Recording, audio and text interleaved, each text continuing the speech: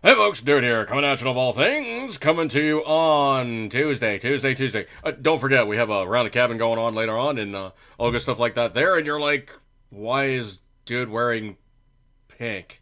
Roundofcabin.com/campfire, and I'm probably going to keep wearing this bracelet for a while longer. What this is paying homage to one of my brothers from another mother who is currently downtown, University of Maryland Medical Center, shock trauma. Literally, dude was super critical. Or still is, in the healing process, massive head trauma. Uh, is talking, is kind of there, but the healing process is slow, ongoing, long term, pain in the ass, sucks every minute of it. You want to be able to do more, you can't, your body doesn't work right, everything feels wrong. Kind of one of those, type of situations. Okay, what happened recently to one of my friends, and this is one of my friends on the other side of the equation here. People don't normally know, but I normally do work all on the side, and I work with something called the Hammerjacks Design Group, Hammerjacks Entertainment Group, and literally it is that rock club that was formerly on Howard Street, and it's now going to be somewhere else. The place basically closed about 1997. Reopened another location we don't talk about. The trademark came up for grabs.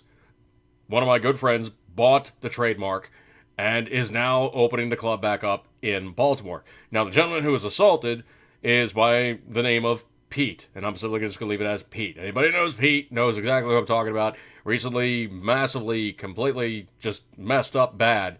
Was a victim of a very horrific physical assault. Did a very hard head impact on pavement, created major head trauma, almost died twice getting into the hospital, was, literally transported from where it occurred to the hospital that's actually like, one of the creme de la creme shock trauma places on planet Earth. Literally was only about, 10 blocks away, if at that, okay? So he really lucked out that it happened so close. It really happened that he had a good crew to pick him up, a very good crew to keep him alive, and then a good crew to try to fix him up afterwards, and of course he's now in the healing process. If you've ever met anybody who's had a massive head trauma and are now in the stages of recovery, usually you got 3 or 4 stages. 1, you're dead. It just doesn't come back. You're done. Number 2, you're comatose. You're in that kind of neither world, wake, sleep, whatever, this, that, and the other thing. He popped out of that fairly quick, and he's now in potentially of phase number 3. Phase 3 would be, of course, the slow recovery process, so you're about as good as you're going to get, if not as good as you can get. You're never going to be the same person that you were previously because now you have stuff that's being rewired in the head. Of that, it's a certain degree amount of rewiring. Mrs. Dude's aunt had a massive stroke, knew something was going wrong, and she's like, okay, I don't feel right, something is really wrong, had like all kinds of weirdness, like perception of reality changes.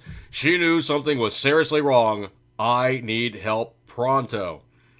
So they transported her off, treated her immediately, and she pretty much came back. Now, I asked her, what's really changed for you? She goes, well, I get tired easier. I don't like a lot of activity around me. Sometimes everything just happens too fast and the brain just doesn't catch up.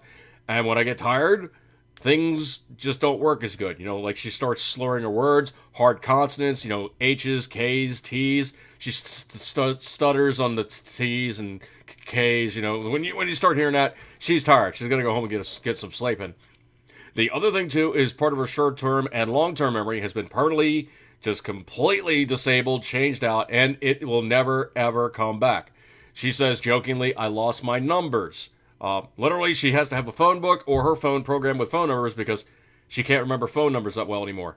Long strings of numbers, done. And she was a cashier for years, like literally like a cashier at like a small store forever. And she knew prices off the top of her head, and she could just rattle this stuff off half the time without even having to look it up because she just knew all the prices.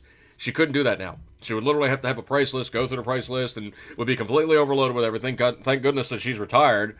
But it's that kind of stuff that happens when you do a head injury.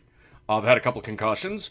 Do I really notice any changes in myself? No, I've always been a dyslexic. It didn't fix anything. It didn't take anything away. But yeah, I knew I got a good crack on the head. I need to basically take it easy for a little while and let things kind of shift back into place the way they're supposed to be. So, what do we draw from this? Okay, first and foremost, traumatic head injury. It is no real way to avoid it other than just avoid it. Don't get a traumatic head injury if you can avoid it. If you do have a stroke, there's 3 ways you can definitely tell if somebody's having a stroke. Number 1, if you yourself are in your own skin going, things are feeling like I'm tripping balls and I didn't take anything, get help. Get help fast. Eat an aspirin, if not 2 or 3. Get help fast. Number 2, if you're talking to somebody and they start slurring words and you see like one eye's not tracking right, or they're saying their vision's getting blurry, and their heart, you check their pulse and their heartbeat's still good, they're potentially having a stroke right there in front of you. Get them transported, get them looked at, get it done pronto. Again, gobble down some aspirin. Number 3, the worst one of all is pretty much just the one that you really can't fix, is dude is talking to you, major aneurysm, DRT, dead right there.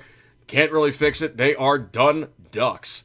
So of all these things you could draw from, head injuries and, brain injuries and, all these other horrible traumas that can happen, there's some stuff you can prevent. There's other stuff you kind of have to be on the lookout for. But you have to remember, anytime you rewire the human brain, it's not the same brain. You've changed things around. It's completely different. Now, Pete had a massive head injury on the back of his head. Well, if you think about the long lines of how the human brain works, that's like motivation and like, how you actually react to things and, all your reaction stuff in the very, very bottom of your brain. That's that stuff, the lizard part of your brain. The higher functions are going along the top to the front. That's why they used to do the lobotomies. They used to basically just what they used to jokingly refer to as stirring the eggs, was taking the 2 front tips off your brain and stirring the frontal lobes. That was your personality. That was your higher functions. That made you, you. Well, that was in the front of his head. So that part of his head is intact. It's the memories and stuff that may have gotten shifted to some degree, and his perception maybe a little bit tweaked, and also his movements might be a little bit tweaked.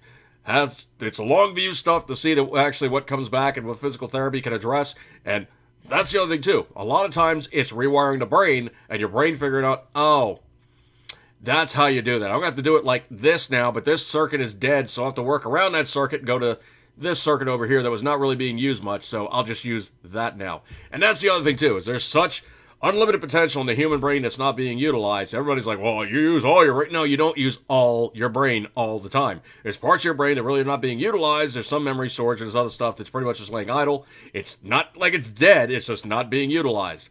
That's the other thing, too. It's a lot of stuff that your brain can kind of heal from by simply just figuring out how to use it in another part of the brain that's not damaged. That's the learning process, and that's literally how your brain figures out how to make things work again after a traumatic injury.